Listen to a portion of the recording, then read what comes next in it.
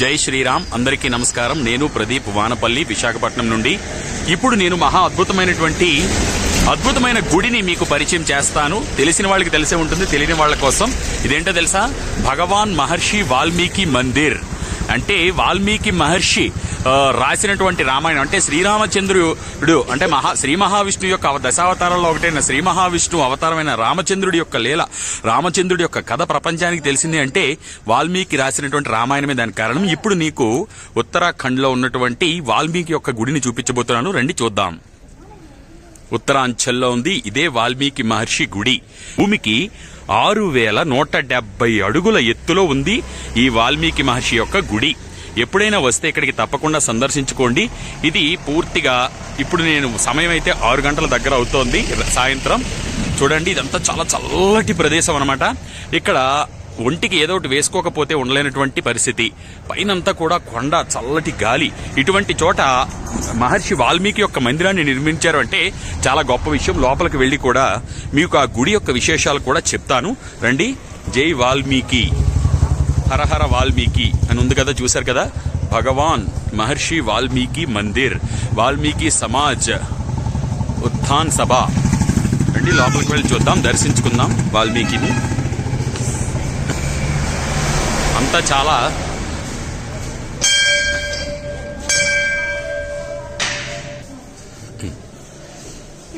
రండి. ఇక్కడే ఉన్నారు మహాకవి వాల్మీకి, ఆదికవి వాల్మీకి.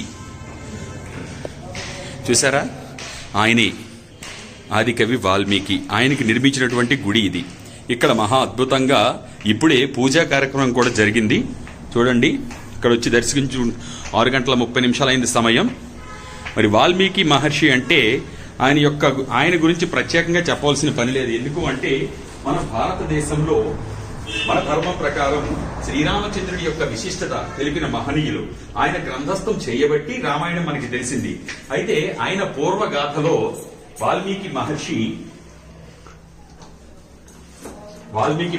24,000 శ్లోకాలతో అందించారు.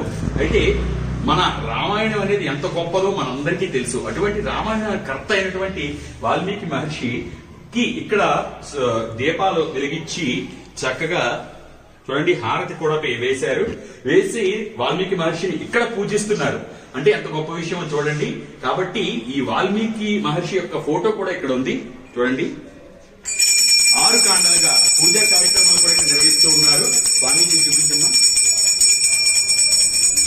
కాబట్టి ఇటువంటి అద్భుతమైన మందిరం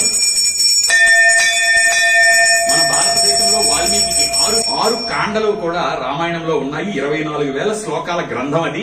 దానిని రచించారు వాల్మీకి రామాయణం అంటే ఇది. ఒక్క నిమిషం చూద్దాం. ఎక్ బార్ దేఖండి. వాల్మీకి మహర్షి రచించినటువంటి రామాయణ గ్రంథం అండి ఇది. చూడండి, ఆది కవి అంటారు మన వాల్మీకి మహర్షిని. ఎందుకంటే మొట్టమొదటి కవి. ఒక్కసారి ఎప్పుడైనా సరే ఇక్కడికి వచ్చి రామాయణ గ్రంథాన్ని తలకు తాకించి నమస్కారం చేసుకుంటే మన పాపాలన్నీ పోతాయి. అంత గొప్ప గ్రంథం రామాయణ గ్రంథం. కాబట్టి మీరు కూడా ఎప్పుడైనా వస్తే ముస్సోరి, ఏదైతే ముస్సోరి ఉందో, ముస్సోరి ఎక్కడి నుంచి అంటే మనకి ఢిల్లీ నుంచి డెహ్రాడూన్ ఉంటుంది. డెహ్రాడూన్ వచ్చిన తర్వాత అక్కడి నుంచి ओम जय त्रिकालदर्शी वाल्मीकि स्वामी अंतर्यामी पार ब्रह्म परमेश्वर है विश्व स्वामी है विश्व विधाता है विधाता तेरा विहार को विधाता आला धीरेन्द्र धर्म को पात्रो संसार के साई सकल ब्रह्मांड के मालिक.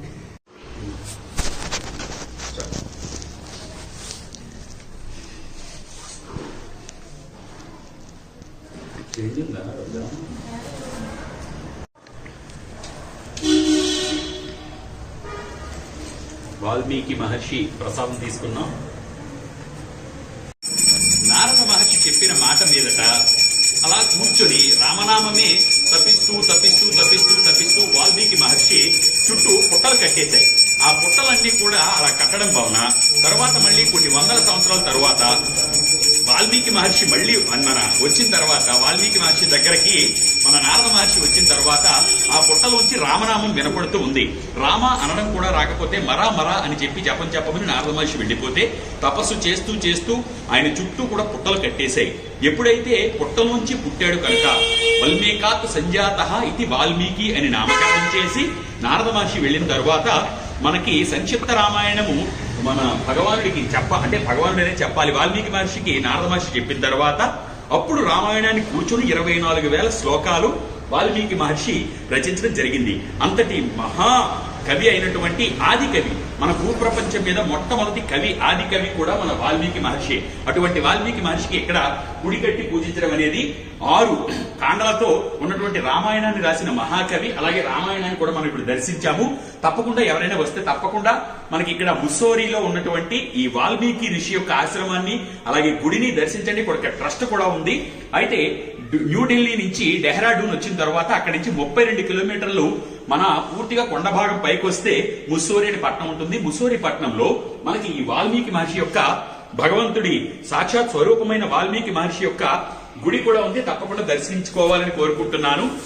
ठीक है। सट दंडवत प्रणाम है वाल्मीकि मुनिनाथा, क्योंकि विश्व विदर सम तुम रहा था। ये ब्रह्मांड आपकी हथेली पे बेर फल के समान जो है घूमता है। आपको त्रिकालदर्शी की उपाधि है। घनिष्ठ तपस्या करके फास्ट फ्यूचर और प्रेजेंट का उनको ज्ञान था। तो राम जन्म से पहले ही रामायण का रचना करके रख दिया है। धन्यवाद। आपका नाम क्या है? आपका नाम? आशाराम पुजारी। पुजारी। धन्यवाद जी। बहुत धन्यवाद जी। कहाँ से आए? मैं विशाखापट्टनम से, आंध्र प्रदेश से, आंध्रा से। राम मेरा प्यारा भगवान है। बस मन के कोरे कागज पे तस्वीर खींच लो राम की, 3 लोक में धूल मची है 2 अक्षर के नाम है माँ। आज जो है उसमें वो शक्ति रूप है राम राम रमा तो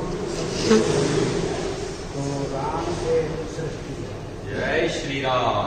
जय श्री राम। जय श्री राम। जय। बाद में तो कितनी रामायण लोगों ने लिखी है, लेकिन आदि कवि आदि रामायण ये है। ठीक है, धन्यवाद।